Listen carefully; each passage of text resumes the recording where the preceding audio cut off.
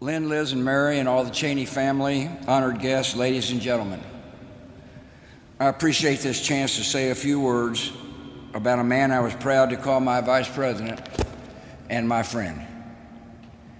Though not a happy assignment, I do consider it an easy one because there was so much to like and admire about Dick Cheney. Dick was a stoical man, and I doubt he left his life with any complaints about the time given to him or its end. He was also a grateful man, grateful above all for 3 loyal, loving women who shared in his journey. As I quickly discovered in 2000, when you choose one Cheney, you get 4. His busy and purposeful life was an adventure they experienced together. In a family so close, you dread the day when the circle is broken. Lynn and the girls, Heather, Phil, and all the grandchildren, he sure loved you all, and he was proud of his family. I hope it helps to know that many people in this country share your sense of loss, and we're here today as your friends. 25 years ago, I had a big choice to make, a big job to fill. I want to know all my options, so I enlisted the help of a distinguished former White House Chief of Staff and Secretary of Defense to lead my search for running mate. Dick Cheney and I went through the files name by name.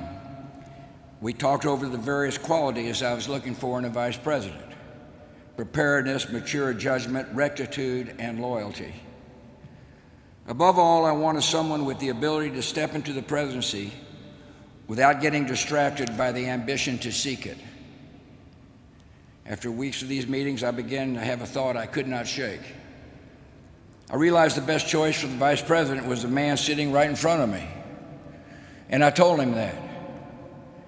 At such a moment, most in his position would have jumped at the chance, but Dick stayed detached, and he analyzed it. Before I made my decision, he insisted on giving me a complete rundown of all the reasons I should not choose him. He also heard one of my top advisors was against the choice, so Dick invited him to make the case. As he did so, he sat there unfazed and expressionless. In the end, I trusted my judgment. I remember my dad's words when I told him what I was planning. He said, "Son, you couldn't pick a better man." The way this all unfolded followed a pattern in Dick Cheney's life. Summing up his career a few years ago, he said, "A few breaks came my way, and one job always led to another, in a life that's taken me far to more places than I ever expected." That was Dick's typically understated version of events, but there's a little more to the story. His abilities were self-evident without need of calculation or self-promotion. His talent and restraint exceeded his ego. Even before the Cheney name reached the national stage, people always saw something in the man, solid, reliable, and rare. One of the first to really notice was Lynn Vincent. She can recall a time in their college years when Dick, as he freely admitted, lacked direction and needed some straightening out. I think we had that in common. That was Lynn's kind of project, and it did not take her long. He said many times that his life would have turned out a whole lot different if he had never met her. It may explain how in just over a decade, a guy can go from laying transmission lines outside Cheyenne to serving as Chief of Staff of the President of the United States. In Dick's telling, those years working for Gerald Ford were special and formative. He cherished the association, and the high regard went both ways. In his memoir, President Ford described Dick's steadiness, his low-key style, and his absolute loyalty.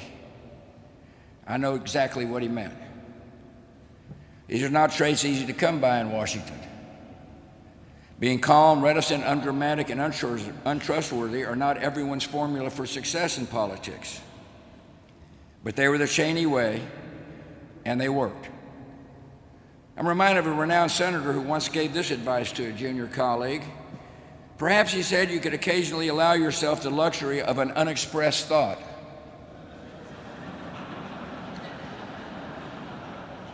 Dick Cheney was like that, sparing and measured with words. In a profession that attracts talkers, he was a thinker and a listener. And when he did speak up, conveying thoughts in that even tone of voice, that orderly, unexcitable manner, you knew you were getting the best of a highly disciplined mind.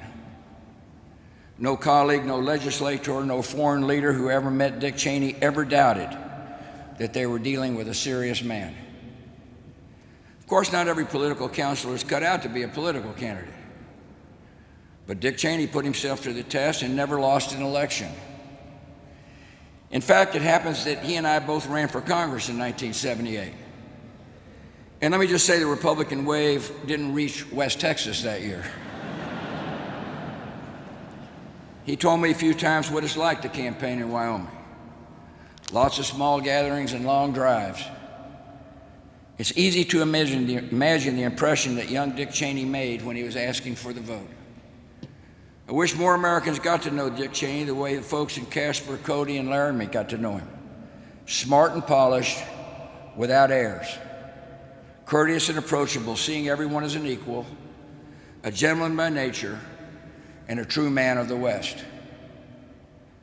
Dick was funny and easygoing in a style that his public image never caught up with.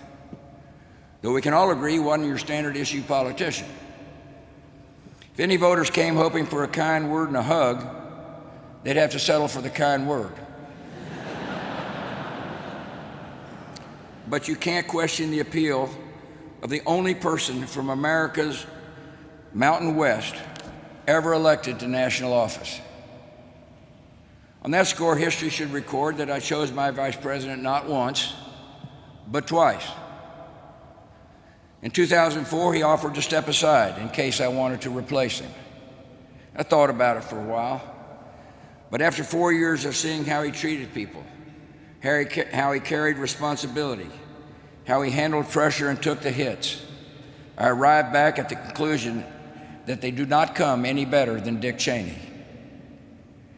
Colleagues from every chapter of his career will tell you that he lifted the standards of those around him just by being who he was, so focused and so capable. In our years in office together, on the quiet days and on the hardest ones, he was everything a president should expect in a second in command. In moments of testing, Dick Cheney was the model of concentration, alertness, and composure. His memoir was titled My Time. His time produced an old breed of public servant, defined by their substance and character. This was a vice president totally devoted to protecting the United States and its interests. There was never any agenda or angle beyond that. You did not know Dick Cheney unless you understood his greatest concerns and ambitions were for his country. Across 40 years, his service was consistent, faithful, and noble. All in all, not a bad showing for a career and a life, especially when you consider his sheer physical endurance. As Dr. Rayner pointed out, he became an authority on cardiovascular disease and a marvel at what resourceful doctors and one very determined patient can accomplish. Dick had faced down fears and hardships, but he really didn't speak about them. The reward was more of a life than he ever expected, including 7 grandchildren to complete the picture. One of them, Richard, even asked his grandfather to attend kindergarten class for a show and tell. I wish I'd have been there. As a matter of fact, the teacher told Dick that was the most exciting show and tell since the morning a little girl brought her cow to class. That might have been amongst Dick's last moments in the spotlight. In his final years, he was content to go his way. At a rare public appearance in 2022, he offered a kind of parting reflection. He said, when you can look back on a lifetime in politics and government, and what you value most are the friendships, then I guess you've done all right.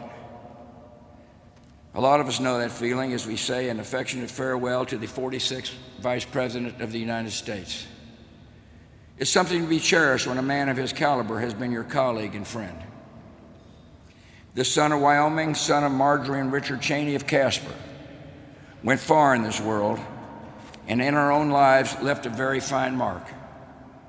We are grateful for his good life, we honor his service, and we pray that somewhere up the trail we will meet him again.